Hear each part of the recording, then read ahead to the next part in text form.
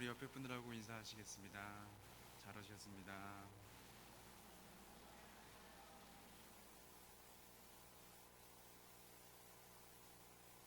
오늘 말씀의 제목을 한번 따라해 보도록 하겠습니다. 하나님을 온전히 쫓는 사람. 자, 옆에 분들하고 한 번 더 인사하겠습니다. 하나님을 온전히 쫓읍시다. 하나님을 내 삶에 이렇게 쫓아낸다는 얘기가 아니죠. 네. 오늘은 한 사람의 이야기부터 말씀을 시작하도록 하겠습니다. 여러분들 잘 아는 사람인데요. 한번 듣고 어떤 사람인지 한번 생각해 보세요. 팔 하나 더 주시는 게 그렇게 아까웠습니까? 8살의 꼬마는 기도하면서 이렇게 기도했습니다. 팔다리가 없이 태어나서 8해를 살면서 받은 조롱과 멸시가 그 어린 가슴을 울게 했습니다. 꼬마는 3번이나 스스로 목숨을 끊으려고 했어요. 자살하기는 쉬웠습니다. 팔다리가 없기 때문에 그냥 욕조에 물을 받아놓고 그 안에 들어가면 죽거든요. 그런데 숨이 차올 무렵에 자기 무덤 앞에서 울고 있는 자기 부모님과 동생의 모습이 환상처럼 떠올랐답니다. 그래서 내 슬픔을 가족에게 줄 수는 없었어요. 얼마나 이기적이에요. 이렇게 얘기한 것을 보게 되었습니다. 한창 뛰놀 나이에 이분은 절망부터 배웠습니다. 이 꼬마는 스스로 존재의 의미를 고민했고, 그리고 20년이 지난 지금 그는 전 세계의 모든 이들의 절망을 희망으로 바꾸는 희망 전도사가 되었습니다. 누굴까요? 닉 부이치치의 얘기입니다. 닉 부이치치. 이분은 양팔도 없고 두 다리도 없습니다. 발만 있어요. 왼발만 이렇게 있습니다. 호주에서 목회하시는 목사님의 아들로 태어났습니다.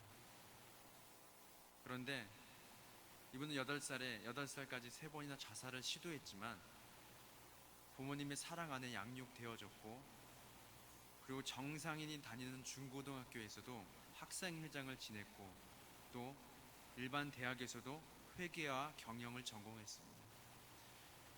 운동을 얼마나 좋아하는지 스케이트보드도 타고 서핑도 좋아하고 또 드럼도 연주한다고 합니다. 골프도 친다고 해요. 일반인을 지금 얘기하는 게 아닙니다. 팔이 없고 양 다리가 없는 발만 이렇게 있는 닉 부이치, 그분의 이야기를 하고 있는 것입니다. 이분은 15세에 하나님을 만났고 19살에 첫 연설을 했습니다. 현재 비영리단체 사지없는 삶의 대표입니다. 그의 삶은 그 자체가 도전이었죠. 남들에게는 쉬운 일도 그에게는 불가능한 일 투성이었습니다. 팔 없이 머리를 감아 보셨나요? 그럼에도 그는 감사하는 것이 있어요. 왼발이 있다는 거예요. 이 왼발도 사실 발이라고 하기에는 좀 그런데 그마저도 수술을 해서 발가락을 2개로 만듭니다. 하지만 그는 그 작은 발로 기적을 만들어냅니다. 전동 휠체어를 운전해서 움직이고 컴퓨터도 자판도 치고 핸드폰도 눌러서 세상과 소통합니다. 2007년에는 1시간 동안 1749명과 호응을 한 기네스북에 기록이 된 특이한 기록이 남아 있습니다. 그는 제가 아직 팔과 다리를 갖게 해달라고 기도하느냐고요? 네, 사실 그렇습니다. 하지만 하나님이 주시지 않는다고 해도 크게 실망하지 않을 겁니다. 그렇게 답변을 합니다. 그는 오히려 자신의 장애를 통해 사지가 멀쩡한 사람들에게 용기를 주고 있습니다. 더 나아가 자신을 통해서 절망 속에서 희망과 행복을 얻는 사람들을 보며 하나님께서 나를 그렇게 부르셨구나, 이것이 나의 축복이구나 라고 여긴다는 것입니다. 오늘 본문의 말씀은요, 여호수아가 하나님의 말씀을 따라서 각 지파의 땅을 분배하고 있습니다. 여러분들 내일 성경 잘 묵상하고 계시죠? 아무도 안 하시나 봐요. 잘 묵상하고 계시죠? 네, 감사합니다. 그런데 그리고 각 지파는 분배받은 그 땅을 기업으로 삼고 여전히 그 땅에 남아있는 이방 민족을 몰아내야 하는 작업이 남아 있었습니다.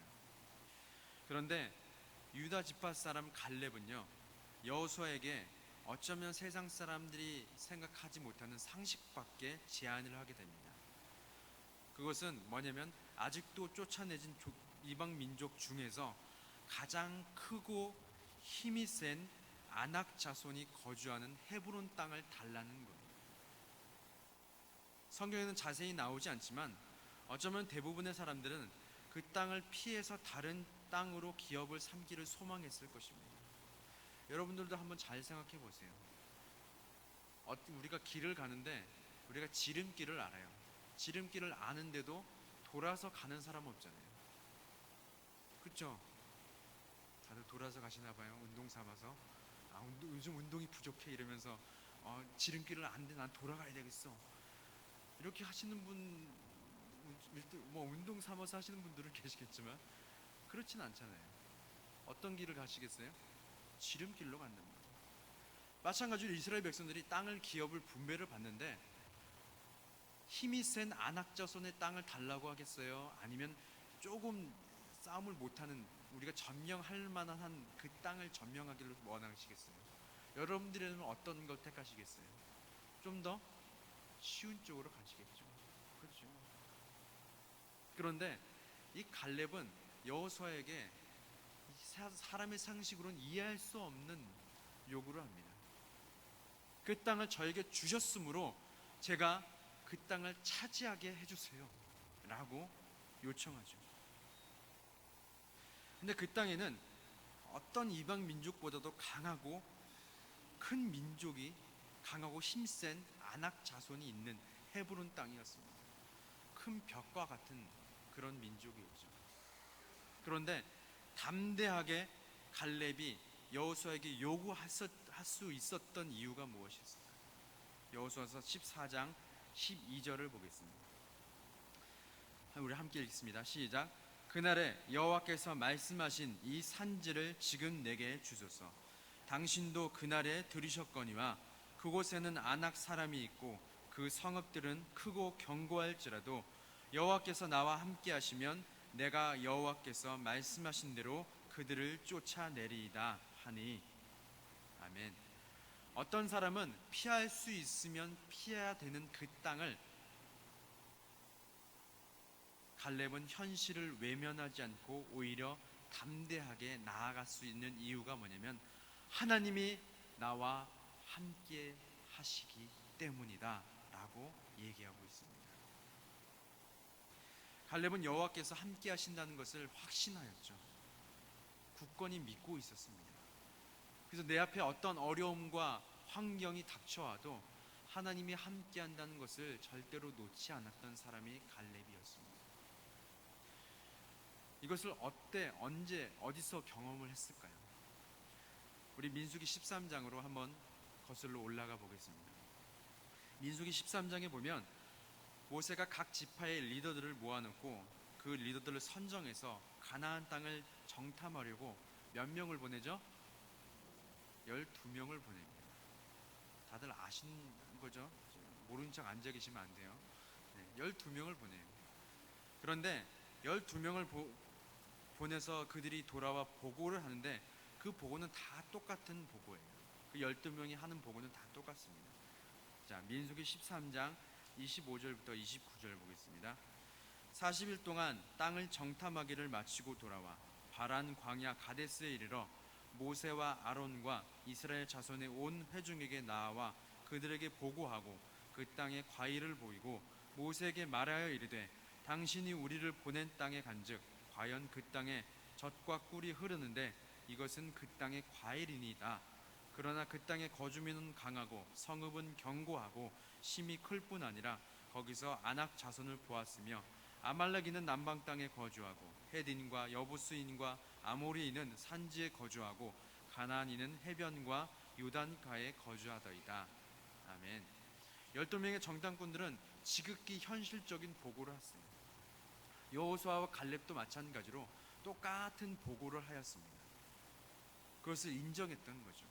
그 땅에 기름지고 풍요롭고 이 과일을 보세요. 얼마나 먹음직스러워요. 하지만 그 땅에는 크고 또 큰 힘이 센 아낙 자손이 거주하고 있습니다. 그 현실은 12명이 동일하게 보는 현실이었습니다. 그런데 12명이 같은 현실을 가지고 10명이 그 현실을 보고 결론 짓는 반응과 2명이 그 현실을 보고 결론 짓는 반응은 완전 달랐습니다. 갈렙이 곧 올라가서 그 땅을 취하자 능히 이길 것이다 라고 하였음에도 불구하고 그 10명의 정탐꾼은 이렇게 얘기합니다. 민수기 13장 31절에서 33절입니다. 그와 함께 올라갔던 사람들은 이르되 우리는 능히 올라가서 그 백성을 치지 못하리라. 그들은 우리보다 강하니라 하고 이스라엘 자손 앞에서 그 정탐한 땅을 악평하여 이르되 우리가 두루 다니며 정탐한 땅은 그 거주민을 삼키는 땅이요 거기서 본 모든 백성은 신장이 장대한 자들이며. 함께 읽겠습니다. 거기서 네피림 후손인 아낙 자손의 거인들을 보았나니 우리는 스스로 보기에도 메뚜기 같으니 그들이 보기에도 그와 같았을 것이다. 아멘. 12명이 똑같은 현실적인 보고를 하는데 그 현실 앞에 맞닥뜨렸는데 10명의 정탐꾼의 반응과 2명의 정탐꾼의 반응은 달랐다는 것입니다. 그런데 이 10명의 정탐꾼의 말에 온 회중이 선동되기 시작해요. 몇백 만 명의 이스라엘 백성들이 선동되기 시작합니다. 민수기 13장 1절에서 3절에 선동된 것을 보게 됩니다. 자신들의 막막한 현실을 보며 그에 대한 반응을 동일하게 나타나는데 어떤 반응을 보이냐면 소리를 높여서 부르짖고 밤새도록 통곡하고 모세와 아론을 원망하고 하나님마저도 원망하기 시작합니다. 하나님, 왜 애굽에서 그냥 종으로 편하게 자고 먹고 그렇게 살게 냅두지 이 험악한 광야 생활에 나와서 저 이방 민족의 칼에 그것도 힘이 세고 강한 아낙 자손의 손에 멸하게 하십니까? 하나님을 원망하기까지 시작합니다. 그러면서 더 나아가 그 현실을 피하고자 한 지휘관을 세워서 우리가 다시 애굽으로 돌아가자, 우리가 예전에 있던 곳으로 다시 돌아가자, 그것이 더 낫겠다 라고 반응하는 이스라엘 백성들의 모습을 볼 수 있습니다.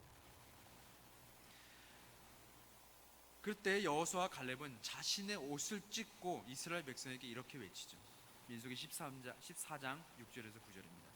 그 땅을 정탐한 자 눈의 아들 여호수아와 여분네 아들 갈렙이 자기들의 옷을 찢고 이스라엘 자손의 온 회중에게 말하여 이르되 우리가 두루 다니며 정탐한 땅은 심히 아름다운 땅이라. 여호와께서 우리를 기뻐하시면 우리를 그 땅으로 인도하여 들이시고 그 땅을 우리에게 주시리라. 이는 과연 젖과 꿀이 흐르는 땅이라. 9절 함께 읽겠습니다. 다만 여호와를 거역하지는 말라. 또 그 땅 백성을 두려워하지 말라. 그들은 우리의 먹이라.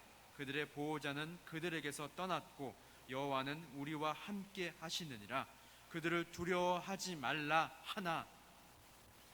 이렇게 얘기하고 나서 그럼에도 불구하고 이스라엘 백성의 반응은 어떤 것이냐면 그들을 돌로 쳐 죽이려고 하는 모습을 보게 됩니다.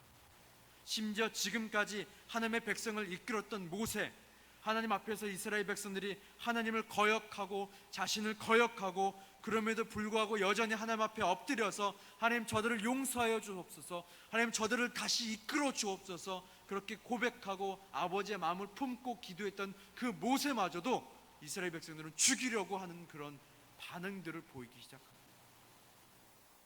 지금까지 수많은 기적과 이적과 하나님께 함께 하심을 그렇게 말을 하고 보여주고 때로는 정신 좀 차리라고 때리기도 하고 때로는 몇몇 죽이기도 하였음에도 불구하고 여전히 그들의 삶의 현실에서는 눈앞에 있는 것들이 하나님보다 더 두려웠던 것이죠. 하나님의 대언자 모세도 안중에도 없고 마치 하나님까지도 죽이려고 하는 그런 모습들 속에서 하나님이 이제는 너무 화가 나서 이스라엘 백성을 다 죽여버리겠다고 말씀하십니다. 그럼에도 불구하고 이스라엘 백성으로부터 험악한 일을 당했음에도 불구하고 이 모세는요, 다시 한번 하나님 앞에 엎드리죠. 하나님, 저들을 용서해 주세요.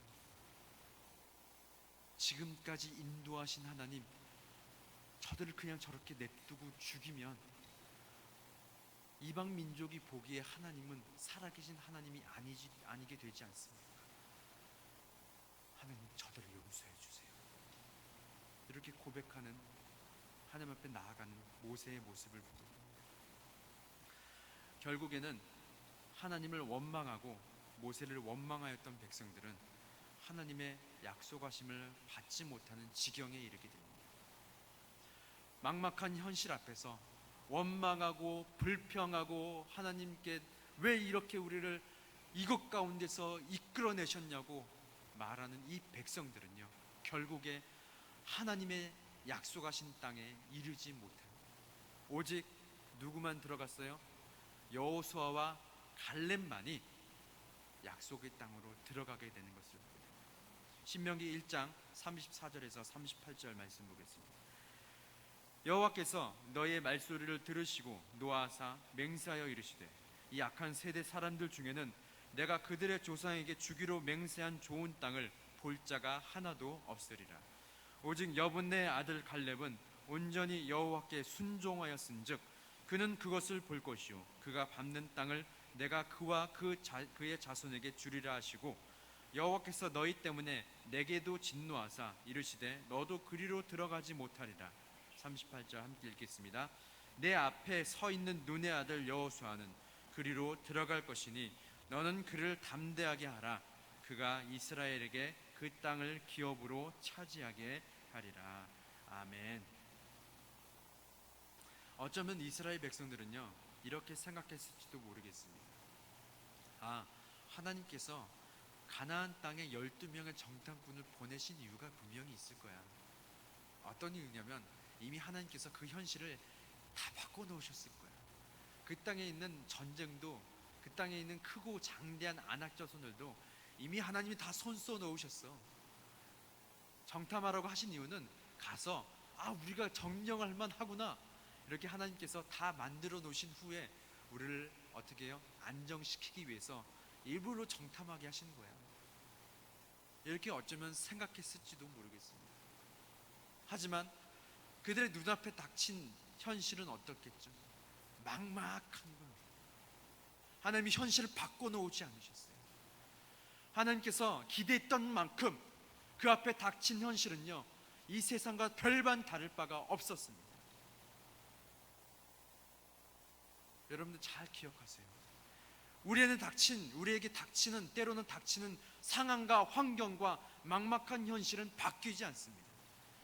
여러분, 하나님 앞에서 하나님 이 현실을 바꿔주옵소서, 하나님 왜 이렇게 이런 현실을 우리에게 주십니까? 라고 기도하는 것은 어쩌면 조금 어리석은 기도일지도 모릅니다. 이스라엘 백성에게 이러한 현실이 다가왔을 때 10명의 반응과 2명의 반응은 다릅니다. 10명은 그 현실을 피하려고 하고 그 현실에 도망치려고 하고 외면하기도 하고, 때로는 이 현실은 내가 처한 현실이 아닐 거야, 하나님이 나에게 주시는 현실이 아닐 거야 라고 생각마저도 합니다. 하지만 믿음의 사람, 하나님을 온전히 쫓는 사람은요, 그 현실 속으로 들어가서 그 현실 속에서도 함께 하시고 그 현실 속에서 그 현실을 이기는 하나님을 바라봤다는 것을 잊지 않으셔야 합니다. 우리의 삶에서도요, 똑같습니다. 여러분, 때론 살면서 막막한 현실이 다가올 때가 있어요, 없어요? 있잖아요. 누구나 다 똑같습니다. 근데 그 현실이 바뀌어집니까? 바뀌어지지 않습니까? 우리 눈앞에 있는 현실은 바뀌어지지 않습니다.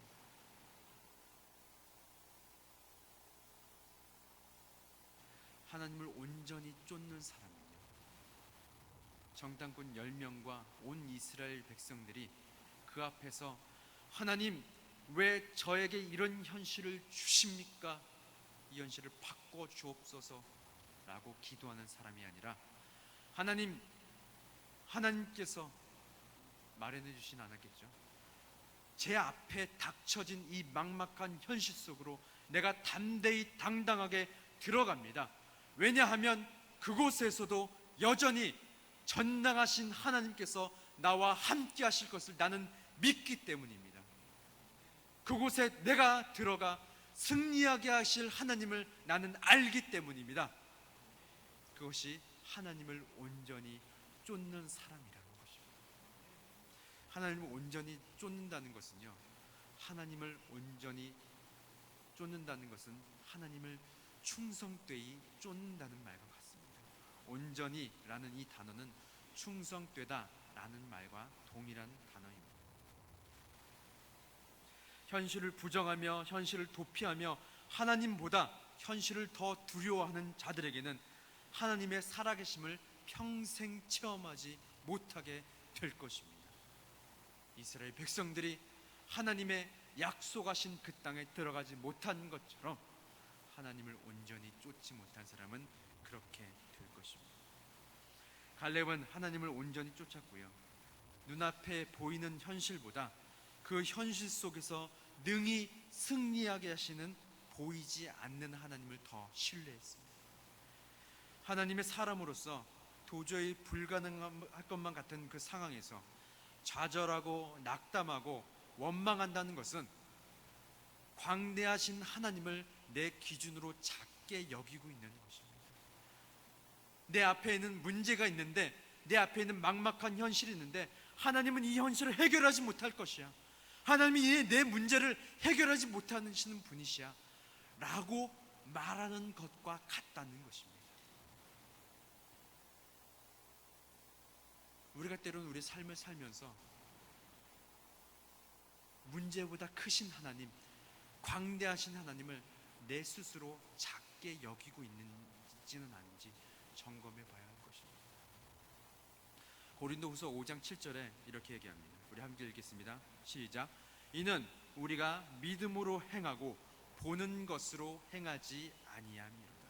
우리는 더 이상 보는 것으로 행하는 자들이 아닙니다. 우리는 우리와 함께 하시는 전능하신 아버지 하나님께서 함께 하신다는 것을 믿음으로 행하는 자들입니다. 그래서 우리의 모든 삶에 염려가 있잖아요. 이 세상 사는 모든 사람에게 염려가 없는 사람은 없습니다. 염려 다 있으시죠? 그렇죠? 오늘 2부 예배 아침부터 와가지고 졸면 어떡하지? 이런 염려까지도 하시잖아요. 그렇죠? 염려가 없는 사람은 없습니다. 그런데 염려가 염려로 끝나면 그건 죄가 돼요. 왠 줄 아세요? 염려를 시작했는데 하나님 이걸 어떻게 하지 하다가 어떡하지로 끝나면 그것은 죄가 된단 말이에요. 왜 죄가 되냐면 그 염려 속에 들어가서 그 염려와 함께 하나님께서 함께 하시고 역사하시고 결국에 승리케 하실 하나님을 내가 믿지 않는다는 것과 같다는 거예요. 그래서 염려는요, 염려로 끝나면 안 돼요. 염려 속으로 들어가서 하나님과 함께함으로 그 염려를 이겨야 하는 것입니다.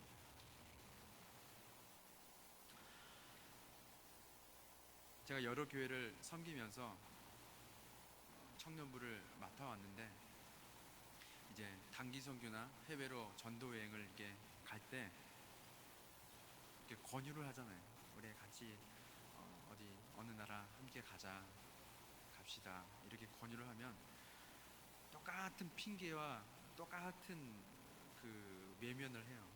뭐라고 얘기한 줄 아세요?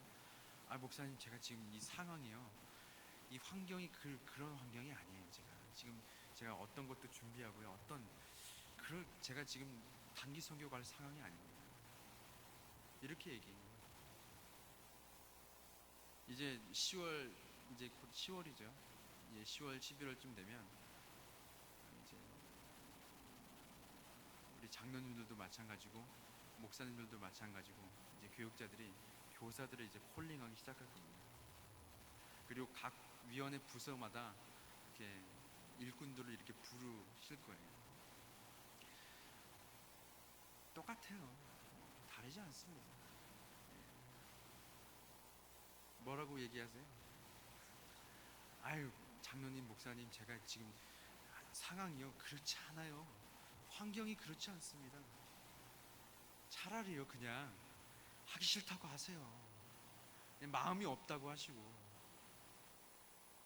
그게 오히려 더 속 편해요. 그냥 저는 교사 하기 싫어요. 그냥 교사 마음이 없습니다. 그냥 그렇게 얘기하는 게 더 좋아요. 아니 목사님 저 상황이요 환경이요 이렇다는 얘기는요, 하나님께서 그 상황과 환경 속에 들어가서 승리케 하신 하나님을 저는 믿지 않습니다. 이 말과 똑같은 거예요. 하나님께 죄를 짓지는 말자고. 그냥 차라리 속 시원하게 하나님 저는, 목사님 저는 그냥 교사하기 싫어서 안 할래요. 그렇게 얘기하세요. 뭐라고 안 그럴 거예요. 대신 계속 얘기하겠죠. 대답할 때까지. 여기 계신 분들은 다 교사 다시 하세요. 여기 계신 분 중에 저는 몰라요. 내년엔 교사를 내려놓겠습니다. 이런 마음을 가지신 분이 혹시나 있을지 몰라요. 그러지 마십시오. 차라리 그냥 그럴 마음이 없다고 하세요. 그러면서 그냥 저는 여전히 그냥요 젖이나 먹는 그런 어린 신앙생활로 그냥 그렇게만 만족하며 살아갈래요. 그렇게 얘기하세요. 차라리 무슨 상황과 환경, 하나님께 죄를 짓지 마죠. 아셨죠? 절대 혼내는 게 아닙니다. 막막한 현실 속에서 주님께 나를 맡기고 도전의 칼을 뽑으면 그 현실 속에서 승리케 하실 것은 하나님의 몫입니다. 그러나 주어진 환경만 쳐다보고 난 못해, 내가 저걸 어떻게 해, 주저앉아 있으면 영영 해낼 길이 없습니다. 하나님의 자녀는 믿음으로 모든 세계가 하나님의 말씀으로 지어진 줄을 믿는 것입니다. 여러분 아멘이시죠? 내가 변화를 시도하면 하나님께서 내가 처한 그 현실을 승리케 하실 것을 믿으시길 소망합니다. 시편 23편 4절에 다윗은 이렇게 얘기합니다. 내가 사망의 음침한 골짜기로 다닐지라도 해를 두려워하지 않을 것은 주께서 나와 함께 하심이라. 주의 지팡이와 막대기가 나를 안위하시나이다. 바울의 이 고백이 뭔지 아세요? 내가 사망의 음침한 골짜기로 다니지 않게 해주세요, 내가 해를 당하지 않게 해주세요 라고 기도하고 있지 않다는 거예요. 뭐라고 얘기하면 내 처한 막막한 환경, 사망의 음침한 골짜기, 그곳에서 해를 당할지라도 내가 두려워하지 않는 것은 뭐냐면 하나님께서 여전히 그곳에서도 나와 함께 하신다는 사실을 내가 알기 때문입니다. 갈렙이 막막한 현실 앞에서 안악자손의 그 땅을 저에게 주십시오, 제가 그 땅을 점령하겠습니다, 이렇게 말할 수 있는 이유는요, 그 현실 속에서도 하나님이 여전히 나와 함께 하신다는 것을 알기 때문에, 하나님 내가 그 현실 속으로 내가 들어가 도저히 세상 사람들에게는 좌절하고 낭망하고 피하고 싶고 그런 상황 속에서 나는 담대하게 당당하게 그 땅을 향해서 당당하게 나아가겠습니다 라고 고백할 수 있었다는 것입니다. 저와 여러분들이 하나님과 함께 하심으로 말미암아 그런 상황과 환경 속에서도 능히 승리하고 나아가는 우리 모두가 되시기를 예수님의 이름으로 소망합니다. 기도하겠습니다.